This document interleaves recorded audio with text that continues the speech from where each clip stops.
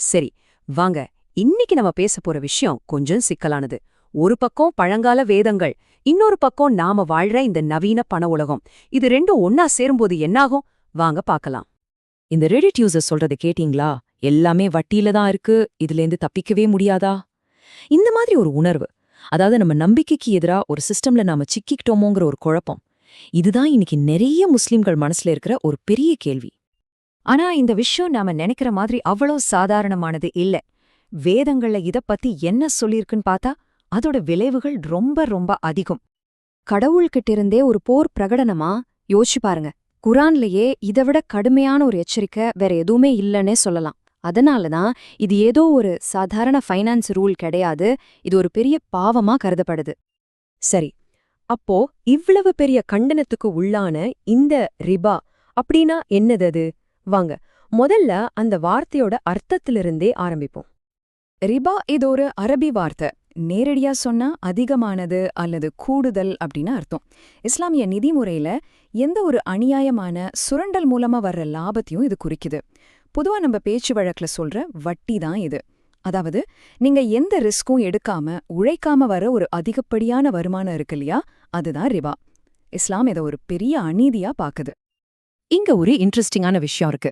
இந்த ரீபா மீதான தடை இருக்குல்ல, அது ஒரே நாள்ல ஒரே கட்டளையா வரல, பல வருஷங்களா கொஞ்சம் கொஞ்சமா 4 கட்டங்களா தான் குர்ஆன்ல இது பத்தி சொல்லப்பட்டிருக்கு. சரி, இந்த ரிபாவ பத்தி இன்னும் தெளிவா புரிஞ்சுக்க அறிஞர்கள் இது 2 முக்கிய வகைகளா பிரிச்சிருக்காங்க. இந்த 2 வகையும் நடைமுறையில எப்படி வேலை செய்யுதுன்னு தெரிஞ்சுக்கிட்டாதான் விஷயம் நமக்கு முழுசா புரியும். முதல்ல ரிபா அல் நசியா, இதுதான் ரொம்ப பொதுவான வகை. நம்ம வட்டின்னு சொல்றோமே அது இதுதான். சிம்பிளா சொன்னா, ஒருத்தர் கடன் வாங்குறாரு, அந்த அசலுக்கு மேல குறிப்பிட்ட காலத்துக்கு அப்புறம் ஒரு தொகையை அதிகமா திருப்பி கொடுக்கணும்னு ஒப்பந்தம் போடுறது. நம்மளோட credit card, home loan, car loan, ஏன் பேங்க்ல வாங்குற பர்சனல் லோன் வரைக்கும் எல்லாமே இந்த வகையில தான் வரும். ஓகே, அடுத்தது 2வது வகை ரிபா அல் ஃபதல். இது முதல் வகை மாதிரி நேரடியா தெரியாது, கொஞ்சம் நுணுக்கமானது. இது பணம் சம்பந்தப்பட்டதில்ல, பொருட்களை நம்ம பரிமாறிக்கும்போது நடக்கிற ஒரு விஷயம். இத புரிஞ்சுக்க இந்த அட்டவணைய பாருங்க, ரொம்ப தெளிவா இருக்கும். உதாரணத்துக்கு, கோதுமைக்கு கோதுமை மாத்திக்கிறீங்கன்னா 2ஓட அளவும் சமமா இருக்கணும், அந்த பரிமாற்றமும் அந்த இடத்தையே உடனடியா நடக்கணும். ஆனா கோதுமைக்கு பார்லி மாதிரி வேற ஒரு பொருளை மாத்திக்கிறீங்கன்னா அளவு வித்தியாசமா இருக்கலாம், ஆனா பரிமாற்றம் உடனடியா நடக்கணும்.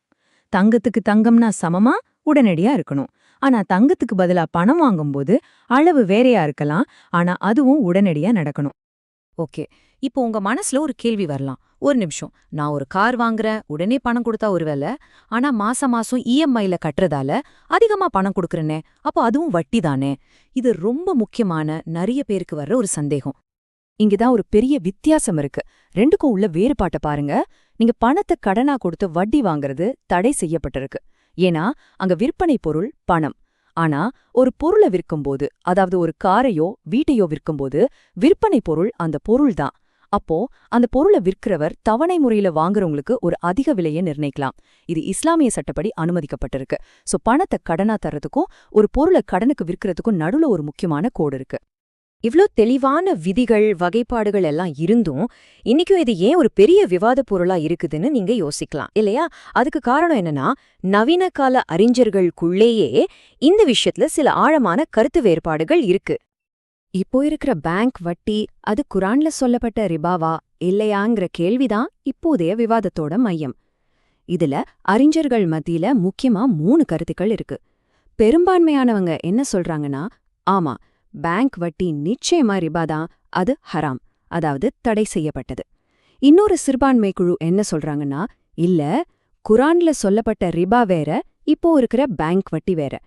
3ஆவதா ஒரு குழு இருக்காங்க, அவங்க வழக்கமான பேங்க் மட்டும் இல்ல, இஸ்லாமிக் பேங்க்னு சொல்றதுலயும் கூட சில சிக்கலான நடைமுறைகள் இருக்குன்னு சொல்றாங்க. இந்த எல்லா விவாதங்களும் கருத்து வேறுபாடுகளும் கடைசில நம்மள ஒரு அடிப்படை கேள்விக்கு கூட்டிட்டு வருது. ஏன், எதுக்காக ரீஃபா தடை செய்யப்பட்டது?